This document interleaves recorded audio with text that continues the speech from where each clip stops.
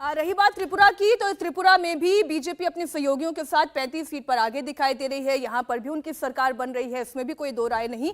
बाकी और दलों का यहां पे हश्र क्या होता है, उनकी कितनी ताकत रहती है, वोटिंग परसेंटेज में क्या दिखाई दिया है, ये जब पूरा नतीजा आ जाएगा उसके बाद का विश्लेषण है। रही बात मेघालय की, तो मेघालय सबसे ज्यादा चौंकाने वाला राज्य अब तक रहा, जहां पर बीजेपी ने अच्छा प्रदर्शन किया, अकेले चुनावी मैदान में थी, 10 सीटों पर बढ़त बनाए हुए है। टीएमसी जबरदस्त प्रदर्शन किया, हालांकि ये टैली थोड़ी सी बदली है टीएमसी के लिए। 13 सीटों पर इस वक्त तृणमूल कांग्रेस आगे दिखाई दे रही है। कांग्रेस पार्टी 8 सीटों पर बढ़त बनाए हुए है, तो एनपीपी 18 सीटों पर आगे चल रही है और यूडीपी 5, अन्य के पास 5। अगर यहां पर भी भारतीय जनता पार्टी अपने पुराने अलायंस के साथ सरकार बनाना चाहे तो यहां पर भी चुनौती फौरफ कोई बहुत दिखाई नहीं दे रही। एक बार जरा हम अलग अलग कॉन्स्टिट्यूएंसीज की बात कर लेते हैं। मेघालय की सारी कॉन्स्टिट्यूएंसीज एक बार स्क्रीन पर हम अगर दिखाएं तो आपको अंदाजा लगेगा कि परिस्थिति वहां पर इस वक्त कैसी बनती हुई दिखाई दे रही है। बीजेपी, टीएमसी, कांग्रेस और एनपीपी, ये 4 मुख्य प्लेयर हैं इस वक्त मेघालय में। तो वहां की अलग अलग कॉन्स्टिट्यूएंसी, सभी 59 कॉन्स्टिट्यूएंसीज इस वक्त किस ओर जाती हुई दिखाई दे रही हैं। फ्रीडम ऐप से सीखकर आप फलों को उगाते हैं क्या? अगर ऐसा है तो आपके फलों को 1 करोड़ फ्रीडम ऐप के जो ग्राहक हैं उन्हें बिना किसी खर्चे के आप उसे बेच सकते हैं। वो हम आपको दिखाएंगे। लेकिन त्रिपुरा में और नागालैंड में बीजेपी का बेहतर प्रदर्शन जो है वो होता हुआ दिखाई दे रहा है।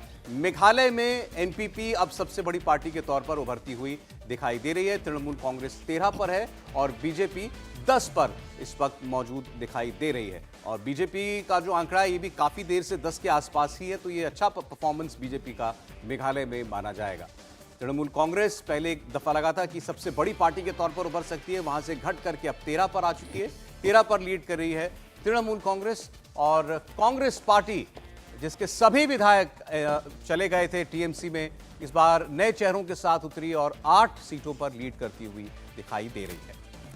तो एक बार पूरी क्लियर पिक्चर आपके सामने एक एक सीट की आपके सामने रख देते हैं ग्राफिक्स के जरिए। और सबसे पहले बात मेघालय की, जहां पर सबसे बड़ा उलटफेर दिखाई दिया। और जैसे कि थोड़ी देर पहले टैली ये बताई थी कि एक बड़ी पार्टी के तौर पर तृणमूल कांग्रेस उभरी है, लेकिन आप एक बार फिर यहां पर बता दें, एनपीपी सबसे बड़ी पार्टी के तौर पर दिखाई दे रही है।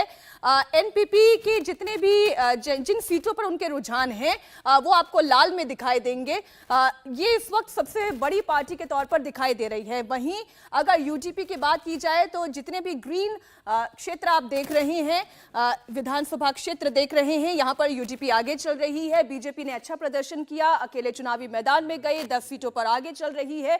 और यदि टीएमसी की बात की जाए तो 12 सीटों पर बढ़त बनाए हुए हैं, अन्य के पास 5। अगर सरकार बनाने की स्थिति आती है बीजेपी के सामने तो वो अपने अलायंस यूडीपी और एनपीपी के साथ मिलकर सरकार बना सकती है। इसमें फिलहाल कोई संकट बीजेपी के लिए नजर नहीं आ रहा है। लेकिन हाँ, ये जरूर है, अभी थोड़ी देर पहले प्रेम शुक्ला जी ने जैसे कहा कि भले ही उन्होंने चुनाव अलग लड़ा हो, लेकिन मैंडेट जो जनता ने दिया है उस मैंडेट का सम्मान करना चाहिए, ये बीजेपी के प्रवक्ता की राय थी। तो ज्यादा मुश्किल नहीं है यह समझना कि सरकार मेघालय में कौन बना रहा है। अब मेघालय के बाद बात कर लेते हैं नागालैंड की और त्रिपुरा की भी। पहले त्रिपुरा की बात कर लेते हैं। त्रिपुरा की 60 सीटों की स्थिति क्या है आप देखिए। जितने भगवा रंग में पट्टियां आप देख रहे हैं, यहां पर भारतीय जनता पार्टी आगे चल रही है। 35 सीटों पर भारतीय जनता पार्टी अपने सहयोगी के साथ आगे चल रही है। और अगर यही नतीजे में भी कन्वर्ट होता है तो यहां पर उनकी क्लियर मेजॉरिटी की सरकार बन रही है।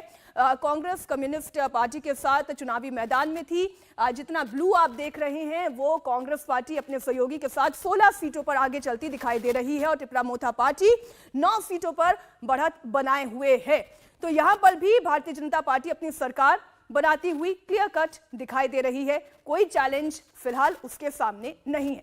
अब बात कर लेते हैं नागालैंड की। नागालैंड में तो क्लियर मेजॉरिटी, तूफान आप कहें, आप सुनामी कहें, आप आंधी कहें, लेकिन यहां पर जो केंद्र की नीतियां हैं, जो प्रधानमंत्री नरेंद्र मोदी का चेहरा है, जो वहां की रीजनल पार्टियों का काम अभी तक रहा है, वो असर दिखा रहा है। एक बार नागालैंड का ग्राफिक्स पीसीआर से निवेदन है, जरा प्ले कर दे।